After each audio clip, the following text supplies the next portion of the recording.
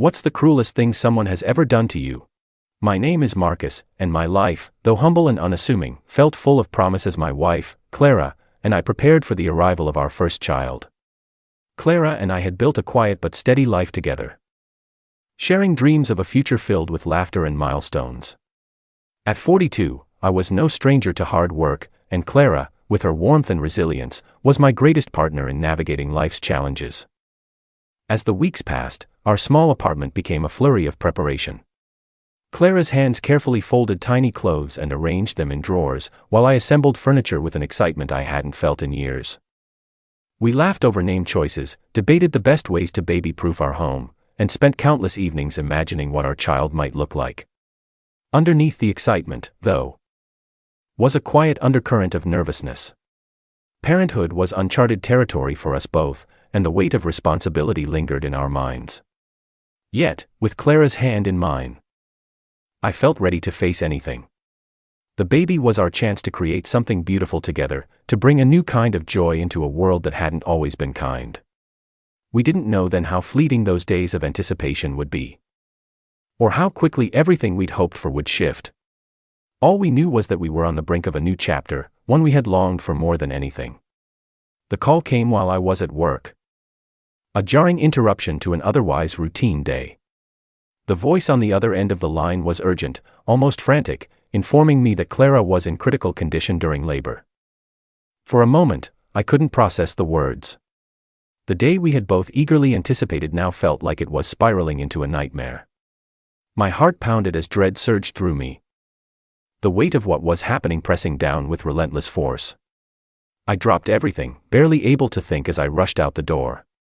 The world outside blurred into a cacophony of sights and sounds, none of it registering fully as I navigated the streets. My mind was racing, torn between hope and fear. Clara was my world, my partner in everything, and the thought of her in danger was unbearable. Each second felt like an eternity as I pushed forward, desperate to reach the hospital in time. I clung to the fragile belief that my presence might somehow change the outcome. That if I could just get there, I could hold her hand and tell her it would be okay. But with every step, the gnawing fear that I might be too late grew stronger, threatening to consume me entirely. I was running, my thoughts consumed by Clara and the urgency of reaching the hospital. The crowded street felt like an obstacle course, a blur of faces and movements I could barely register. I navigated it as best as I could, weaving through the flow of people, my mind racing with fear and desperation. That was when it happened, an accidental bump into a man I hadn't even seen coming. The collision jolted both of us. He turned sharply, irritation evident in his stance. I quickly apologized, my words rushed and uneven, desperate to move on, though initially bristling. The man relented after a brief moment, waving off the encounter. Relief washed over me as I stepped away, but it was short-lived. 2 police officers appeared, their presence commanding attention. They had seen the exchange and, without context, decided to intervene. Their sharp tone and pointed questions immediately shifted the situation. Despite my attempts to explain the urgency, Clara's critical condition, my need to get to the hospital, they dismissed my words. Their skepticism seemed predetermined, their authority absolute. One officer accused me of causing a disturbance, ignoring the man's disinterest in pressing the issue. The other began writing down details as though preparing a case. My pleas for understanding, the hospital, my wife, the critical urgency, seemed to bounce off them. Their indifference only deepened the sinking feeling in my chest. With firm hands, they restrained me and escorted me to their patrol car. At the station, time dragged unbearably. Their questions blurred together, their tone dismissive as they processed me for an incident that felt inconsequential compared to the gravity of my reality. Every second felt stolen, a cruel barrier between me and Clara. I sat there, helpless, as my thoughts spiraled to what might be happening at the hospital without me. When they finally released me hours later, I didn't wait for explanations. I ran.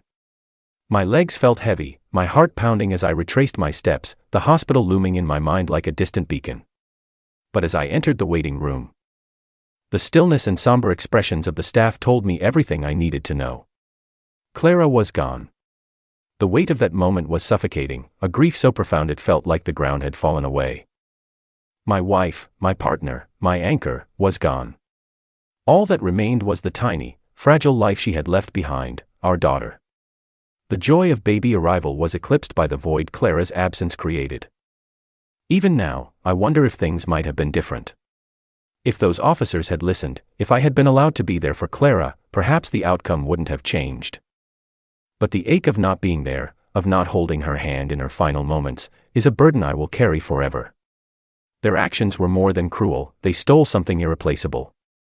A moment I can never reclaim. The grief hit me like a storm, sudden and unrelenting. The weight of Clara's absence pressed down on me, heavy and suffocating, as I stood in the quiet hospital room holding my newborn daughter. She was a fragile reminder of the life Clara had given but never got to see blossom. The joy of her birth was eclipsed by the aching void left in Clara's wake, and all I could feel was guilt. I replayed the moments over and over in my mind, a cruel loop that wouldn't let me rest. If only I had run faster. If only I hadn't bumped into that man. If only the officers had listened instead of detaining me. My thoughts spiraled, each, if only, sharpening the edges of my pain. The rage toward those officers consumed me. Their indifference, their cold dismissal of my pleas, had stolen something irreplaceable, a moment to hold Clara's hand. To tell her I loved her one last time. The anger burned hot, but beneath it was a deeper wound, helplessness. I couldn't change the past, no matter how much I wanted to. Clara was gone. And I was left with the crushing reality of what could never be undone. The guilt I carried felt insurmountable, a constant reminder of how the world's cruelty had taken her away from me. Grief and anger churned within me, a relentless storm I couldn't contain. Clara was gone, and the weight of what had happened pressed down on me like a boulder I couldn't move. I couldn't stop replaying the sequence of events in my mind, the call, the desperate rush, the detainment.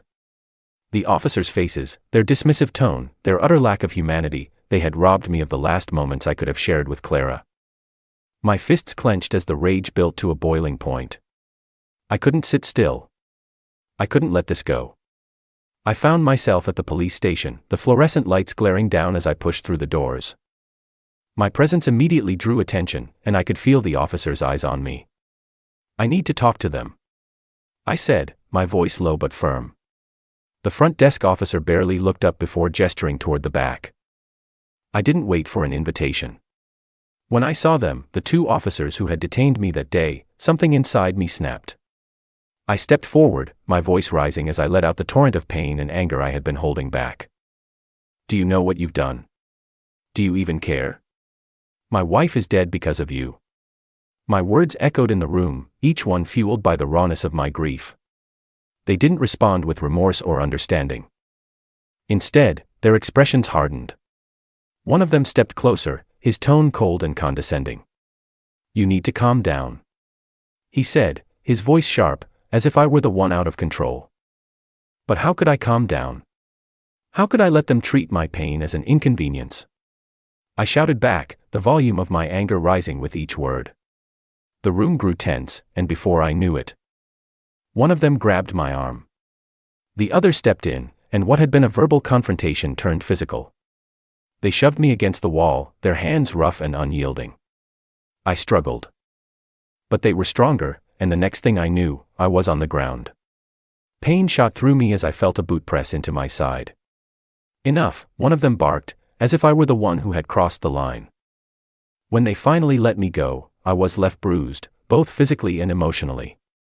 My anger had turned to humiliation, the weight of their actions pressing down even harder. I limped out of the station. Defeated, the fire in me reduced to smoldering embers. The world felt impossibly heavy as I made my way back home, my steps slow and unsteady. When I opened the door, the sight of my mother-in-law sitting by the crib stopped me in my tracks. My daughter, my tiny, fragile reminder of Clara, was asleep, her face peaceful and unaware of the chaos that surrounded her existence.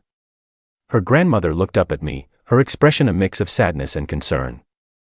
She didn't ask where I had been or what had happened, the bruises and the look on my face likely told her enough. I sank into a chair, the weight of everything crashing down at once. The rage I had felt earlier seemed distant now, replaced by a profound sense of helplessness. I wanted justice, I wanted revenge, but most of all, I wanted Clara back. None of those things were possible. And the futility of it all left me hollow. As I sat there, staring at my daughter's sleeping form, something shifted. She was all I had left of Clara, the only tether to the life we had dreamed of together. My anger couldn't undo what had been done, and seeking vengeance wouldn't bring her back. If anything happened to me, my daughter would be left with nothing, not even a memory of her father. I realized then that I couldn't let the cruelty of the world define how I would live for my child. My child deserved more than a father consumed by grief and anger. My child deserved love, stability, and someone who would fight to give her the life Clara would have wanted. That night, as I watched my child sleep, I made a silent promise: I would be better. Not for the world that had wronged me, but for her. My child deserved that, and so did Clara's memory. The house was eerily quiet, the kind of stillness that amplified every thought racing through my mind.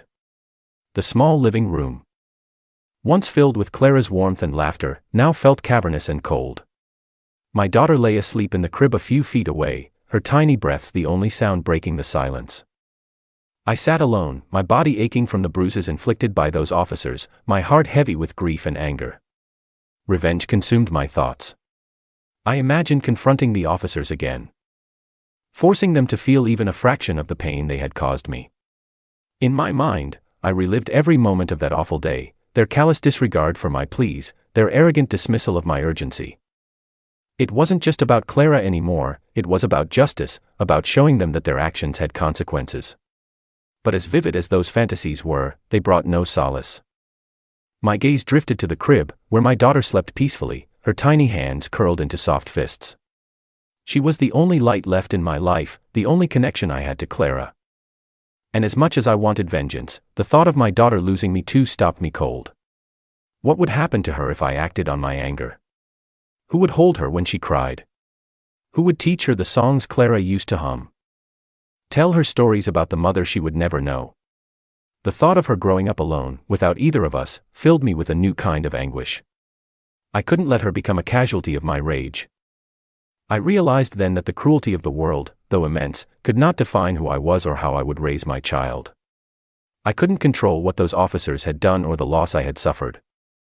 But I could control how I chose to move forward. My daughter deserved more than a father consumed by hatred and grief. She deserved love, patience, and strength, the kind of strength that Clara had always shown. Sitting there, I felt the weight of my responsibility settle on my shoulders. They were heavy, but they were mine to bear. I couldn't change the past, but I could shape the future for her.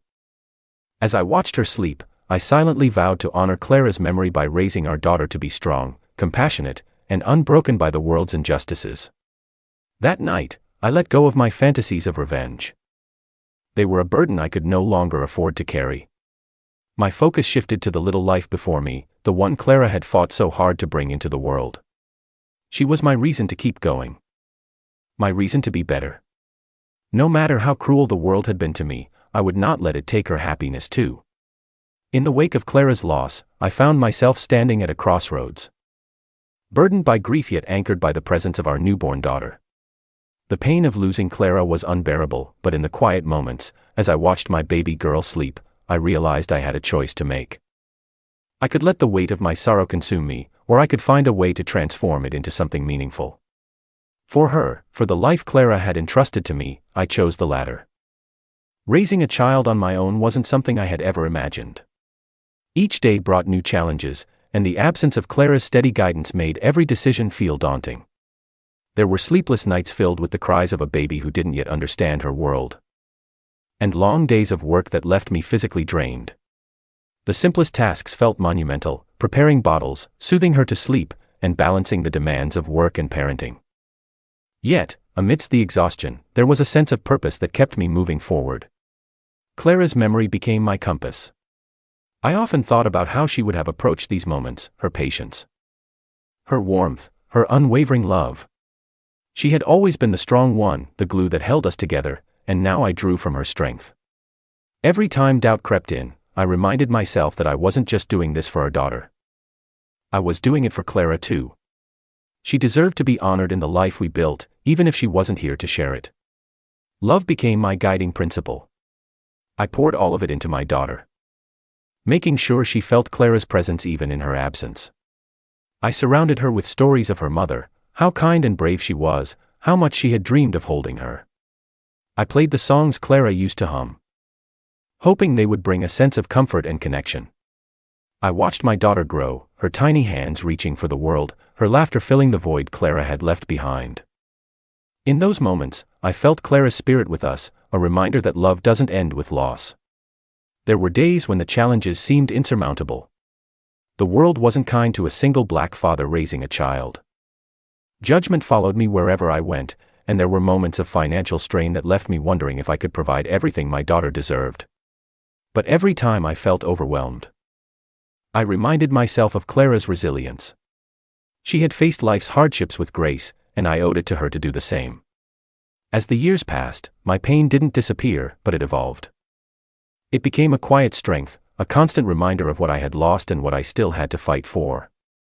I found joy in the milestones, her first steps, her first words, the way her face lit up when she learned something new.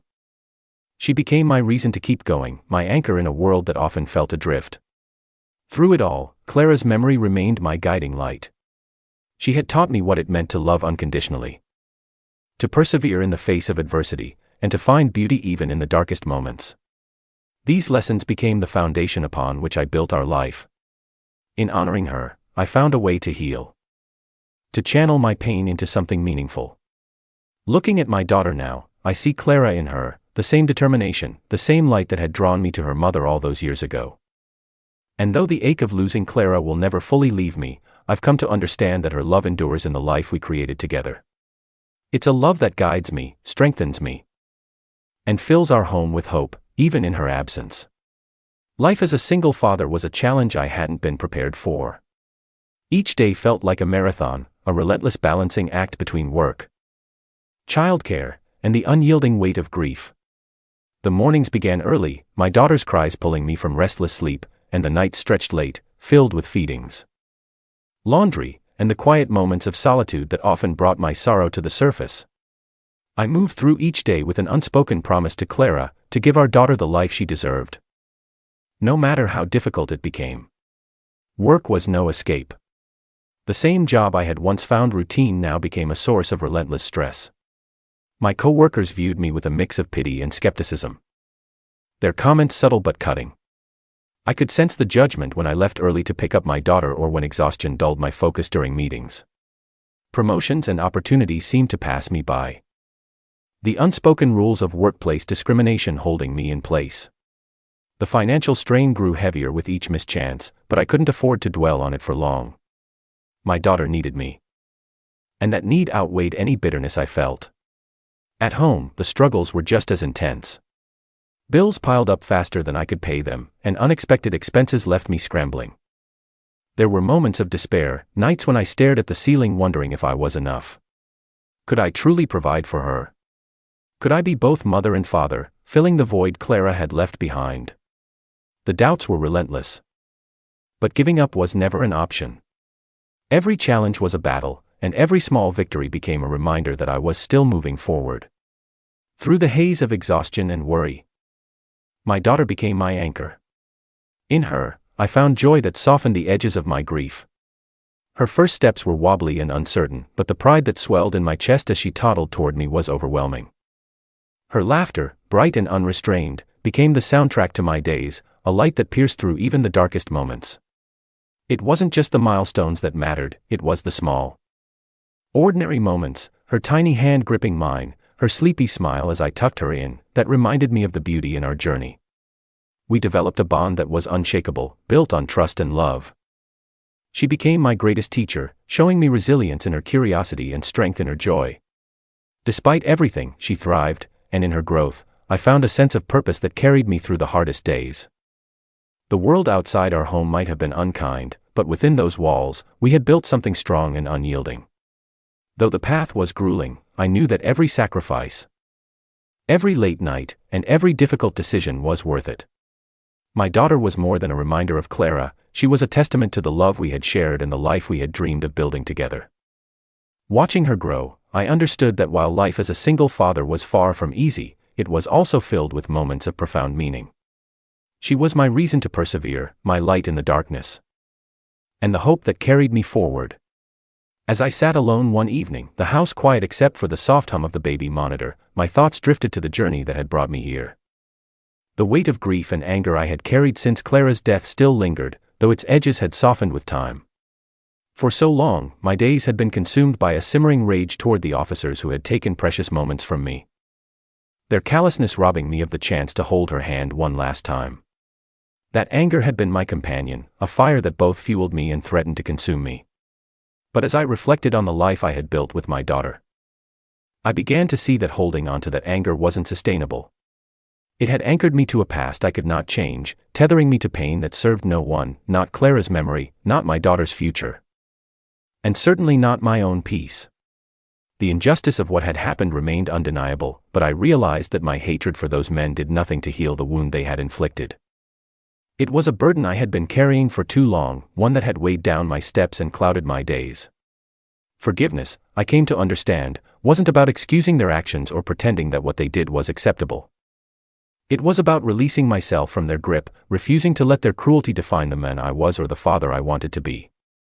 By holding onto that hatred, I was giving them power over my life. And that was a gift I could no longer afford to give.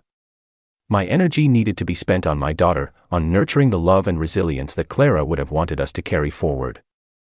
Letting go of that anger didn't happen overnight. It was a slow process, one that required me to confront the depths of my pain and choose, again and again, to focus on what mattered most, the life ahead of me. Forgiveness became not an act of absolution but a declaration of freedom, a choice to step out from the shadow of bitterness and into the light of possibility. In doing so, I found a sense of peace that had eluded me for so long. A peace that allowed me to honor Clara's memory not with sorrow but with hope.